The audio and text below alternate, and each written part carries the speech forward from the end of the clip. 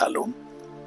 हमारे विश्वास की यात्रा में हम एक आध्यात्मिक युद्ध में शामिल हैं। दुश्मन हमें विचलित करने, हतोत्साहित करने और धोखा देने की कोशिश करता है, लेकिन डरने की कोई जरूरत नहीं, क्योंकि मसीह ने हमें जीत के लिए तैयार किया है। लेकिन हमारा दुश्मन कौन है? एफिसियों की पत्री उसका 6वां अध्याय उसका 12वां पद। क्योंकि हमारा मल युद्ध लहू और मांस से नहीं, परंतु प्रधानों से और अधिकारियों से और इस संसार के अंधकार के हाकिमों से और उस दुष्टता की आत्मिक सेनाओं से है जो आकाश में है। अब जब हम जानते हैं कि हमारा दुश्मन शैतान और उसके अंधकार की ताकतें हैं जो दुष्ट हैं, तो चलिए आगे बढ़ते हैं। यीशु हमें बताते हैं यूहन्ना रचित सुसमाचार उसका 10वां अध्याय उसका 10वें पद में, चोर किसी और काम के लिए नहीं, परंतु केवल चोरी करने और घात करने और नष्ट करने को आता है। मैं इसीलिए आया कि वे जीवन पाएं और बहुतायत से पाएं। शैतान को हमारे साथ दुश्मनी क्यों है? हमने उसके साथ क्या किया है कि वह हमें नष्ट करने पर तुला हुआ है? परमेश्वर ने उसे पहले ही प्रधान स्वर्गदूत के पद से हटा दिया था।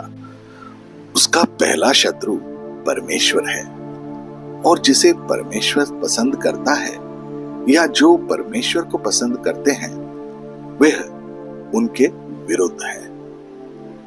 परमेश्वर ने पृथ्वी का पुनर्निर्माण किया। परमेश्वर ने पृथ्वी को नष्ट कर दिया था। यह तब हुआ जब लूसीफर ने परमेश्वर से बड़ा बनने के बारे में सोचा। परमेश्वर ने पृथ्वी का प्रभुत्व मनुष्य को दे दिया, और तब से लूसीफर, जो अब शैतान बन गया था, मनुष्य के पीछे पड़ा है ताकि वह परमेश्वर तक पहुंच सके। वह हम पर कैसे आक्रमण करता है? वह सबसे पहले हमें अलग थलग करता है। जब तक हम परमेश्वर की सुरक्षा में हैं, हम सुरक्षित हैं। शैतान ये जानता है।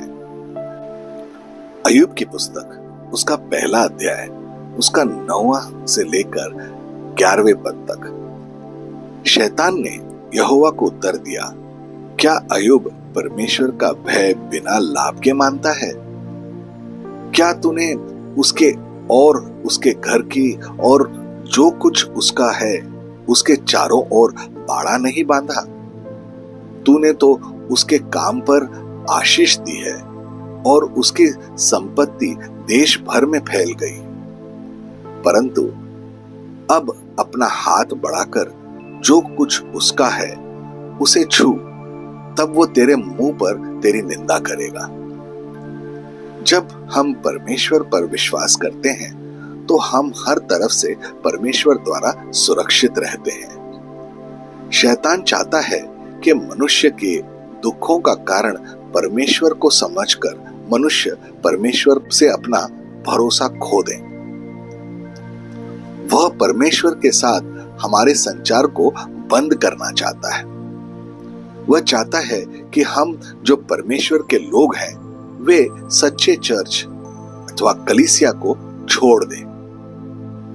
शैतान के पसंदीदा झूठ में से एक है हमें यह बताना कि कोई भी हमें नहीं समझता, कोई भी हमारी परीक्षाओं को नहीं समझता, कोई भी हमारे दर्द को नहीं समझता, कोई भी नहीं समझता है कि हम किस दौर से गुजर रहे हैं।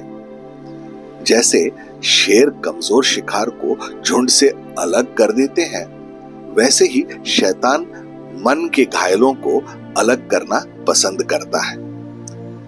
पहले पतरस का 5वां अध्याय उसका 8वां पद। सचेत हो और जागते रहो, क्योंकि तुम्हारा विरोधी शैतान गरजने वाले सिंह के समान इस खोज में रहता है कि किसको वो फाड़ खाए।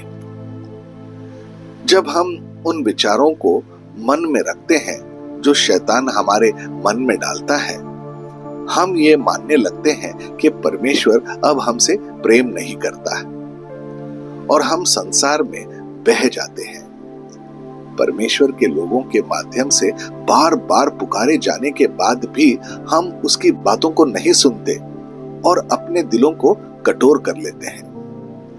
तब वह बस अपना अनुग्रह का हाथ वापस खींच लेता है। तब ऐसा होता है कि हम शैतान के हमलों के लिए कमजोर पाए जाते हैं। लेकिन हमें चिंता करने की जरूरत नहीं है। यीशु हमें उस जगह वापस ले जाना चाहते हैं जहां हमारे लिए यह सब कुछ शुरू हुआ था, परमेश्वर की उपस्थिति में। दूसरा इतिहास उसका 7वां अध्याय उसका 14 पद। तब यदि मेरी प्रजा के लोग जो मेरे कहलाते हैं दीन होकर प्रार्थना करें और मेरे दर्शन की खोजी होकर अपनी बुरी चाल से फिरें, तो मैं स्वर्ग से सुनकर उनका पाप क्षमा करूंगा और उनके देश को ज्यों का त्यों कर दूंगा। यीशु ने कभी नहीं कहा कि दुख नहीं होंगे या हमारी राह आसान होगी। हमारे दुख में परमेश्वर हमें उन पर और अधिक भरोसा करने के लिए, उनके लोगों के करीब आने की और कृतज्ञता से गहरे कुएं खोजने के लिए आमंत्रित करता है। हम जानते हैं कि यह आध्यात्मिक युद्ध है। जैसे जैसे हम आध्यात्मिक युद्ध में आगे बढ़ते हैं, हमें सत्य में दृढ़ रहना चाहिए, धार्मिकता में अडिग रहना है और विश्वास में दृढ़ रहना चाहिए। हमने खुद को परमेश्वर के वचन में डुबो देना है ताकि हमारा मार्गदर्शन करें, हमारी रक्षा कर सकें। हर लड़ाई में हमारी प्रार्थनाएं प्रबल हों और हमारा विश्वास अडिग हो। एफिसियों की पत्री उसका 6वां अध्याय उसका 10 और 11वां पद। इसीलिए प्रभु में और उसकी शक्ति के प्रभाव में बलवंत बनो, परमेश्वर के सारे हथियार बांध लो कि तुम शैतान की युक्तियों के सामने खड़े रह सको। हमें यीशु के लहू की याचना करनी चाहिए। प्रकाशित वाक्य उसका 12वां अध्याय उसका 11वां पद। और वे मेमने के लहू के कारण और अपनी गवाही के वचन के कारण उस पर जयवंत हुए और उन्होंने अपने प्राणों को प्रिय न जाना, यहां तक कि मृत्यु भी सह ली। यीशु में हमें विजय प्राप्त हुई है। क्या हमें इसका एहसास है? आइए प्रार्थना करें। प्रिय प्रभु यीशु, हमें उस लड़ाई के बारे में जागरूक करने के लिए धन्यवाद जो हमारे चारों ओर चल रही है। हम जानते हैं प्रभु, यह लड़ाई अज्ञानता और आपको अस्वीकार करने के वजह से इसे हम हार सकते हैं। आपके वचन के लिए धन्यवाद जिसने हमें हमारी अज्ञानता से शुद्ध किया है। हमने प्रभु यीशु आपके साथ रहने का चुनाव किया है।